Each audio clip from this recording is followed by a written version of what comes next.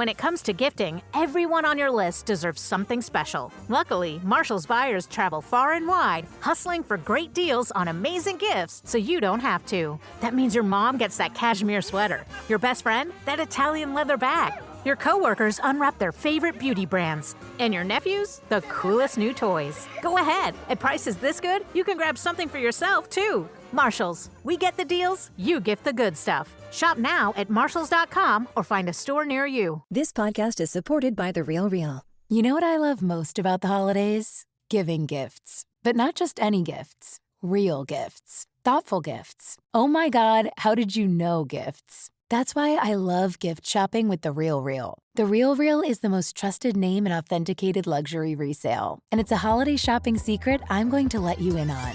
Whether it's a surprisingly affordable, pristine condition bag for your BFF, a vintage find that's cool enough for the Gen Zer in your life, or even something your impossible to shop for dad will love. Get used to saying I found it on The Real Real. Seriously, with over 10,000 new arrivals dropping every day from brands like Gucci, Fendi, Prada, Louis Vuitton, Tiffany & Co., and Cartier, there's guaranteed to be something for everyone on your list. Oh, and did I mention everything's up to 90% off retail?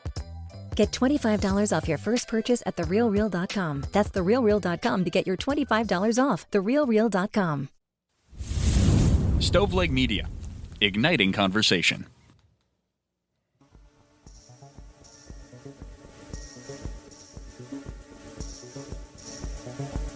Welcome to True Crime to Go. What can I get for you?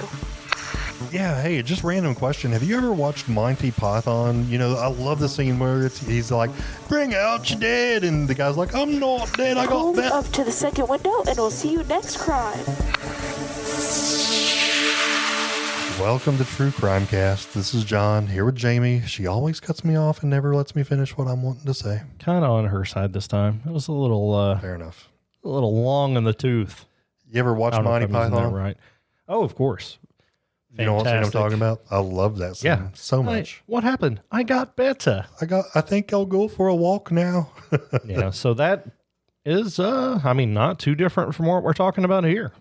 Yeah, today we're going to be talking about a case out of one of the best places on earth, Knoxville, Tennessee, when the fire department there responded to pronounce a person dead.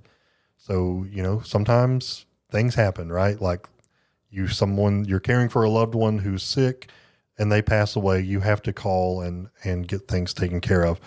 But they actually pronounced a person dead who was actually quite alive. What happened?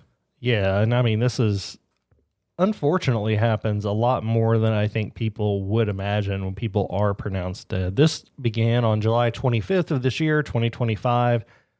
Around 1:30 p.m. out on the Rondo Road area of Knoxville, and the fire department was called for a medical emergency, which I always find interesting that firefighters, I get why they're trained for medical emergencies, but why sometimes they're the first call. Anyway, firefighters entered the basement and they found a woman who was unresponsive. After assessing her, 3 different members of the Knoxville Fire Department's Engine 15 team decided based on her lack of vitals that she was medically dead. So they declared that official, even though it would soon be challenged by someone that they didn't want to hear from, probably. Yep. The death investigator from the Knox County Regional Forensic Center had to come on scene. When she arrived, there were, of course, the fire department was there and they had made the pronouncement that this person was deceased. However, the forensic investigator noticed that something was off. There was actually signs inconsistent with death. There was a subtle movement, a very small twitch that they noticed. So she didn't hesitate. With the help of the Knoxville police, she had to switch gears. So she went from her usual role of investigating death to actually performing life-saving measures. She administered Narcan, a drug used to reverse opioid overdose. And this was what the person needed. They provided first aid until full medical teams could arrive and take over. But yeah, she administered Narcan and the person had overdosed. So the Narcan brought them back. Yeah. And I don't know. Thankfully, I haven't been around a lot of deceased bodies. I would imagine that the nervous system sometimes can have twitches and things. I mean, I have seen that in animals and other things, that even after life is left, there are some physical things happening. But this was the case that she was in fact alive. The first responders that were from Engine 15 were ultimately reassigned to administrative duty while they continued to investigate this and figure out exactly what went wrong. By last month, November of 2025, the investigation concluded. They found that the 3 were at fault and did not administer their duties correctly. They were suspended for 8 days and required to complete additional EMS training before returning to active duty. Now, they did not find that this was because of any kind of malice or anything. This was a legitimate mistake and misinterpreting signs of life. But obviously, if it's a matter of life or death, you don't want people to be making those types of mistakes. And then the Tennessee Department of Health opened their own review, which brings even more scrutiny to everything that happened here. Yeah. So this investigator that came in was trying to just, investigate the death to really see what the cause was. And then she had to administer life-saving, actions, something that she's not used to doing, but thankfully she realized what was going on and was able to spring to action and to get others involved as well. So it's just, it's just crazy. I mean, this can't happen all the time, but I have heard of situations where, you'll listen for a heartbeat for a while and not hear or feel anything if you're just feeling for a pulse. And it's because, their heart rate is dramatically reduced and the breathing rate, is so shallow, it's almost not there. So I don't think this is just a complete, I don't know. I'm going to give them the benefit of the doubt and say, I don't think this was just like them seeing a very much alive person and just waiting. I don't think they were trying to harm this person. Completely agree with you. I think it was just a terrible accident. But, some people might say, well, guys, I mean, they made a mistake. What's the big deal? Well, had this woman not come, this person who was alive when they were pronounced dead would have most assuredly passed away. So thankful that didn't happen. But, if you're a first responder, I think that the city's approach was great. Yeah, let's do some more training to make sure that stuff like this, if there's any way we can prevent it from happening again, that's what we need to do. Yeah, I can't say enough that there seemed to be no signs of foul play or malice. This was a mistake, and mistakes do happen. And I agree with their approach, like you do, to correcting it and making it right. And again, I think this is something that happens because of the reasons you mentioned. Signs of life are different from every person. Sometimes they're delayed or weaker than we expect them to be if they're present.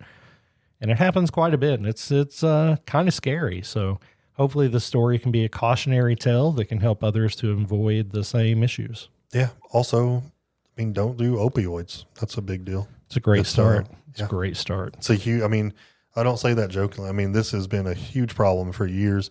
It continues to be a problem. I've lost, dude, I can't even begin to count how many people from my high school that I graduated with, approximately, they were in high school with me at the same time, have passed away because of substance abuse. I'm losing at least a couple, if not more, every single year. And it's gotten to the point, man, I'm sorry, I'm going to get on my soapbox for a minute. I follow my local funeral homes on Facebook. And if I see one person, young pass away that I knew had a substance abuse problem, you'll typically see at least a couple more because they get a bad batch of something that is stronger or has fentanyl in it. And then you're seeing multiple casualties. So yeah, God, just go get help. It's awful. It's a horrible, horrible epidemic. It is something that we're dealing with everywhere, especially where you and I grew up and a lot of other places in America. And thankfully, this was an individual that was brought back and was able to be saved. And hopefully there'll be a trajectory for their life that will get them away from this type of thing. I hope so, for sure, man. This has been crazy. Thank you. Another crime story in 10 minutes or less. Would you like crime with that?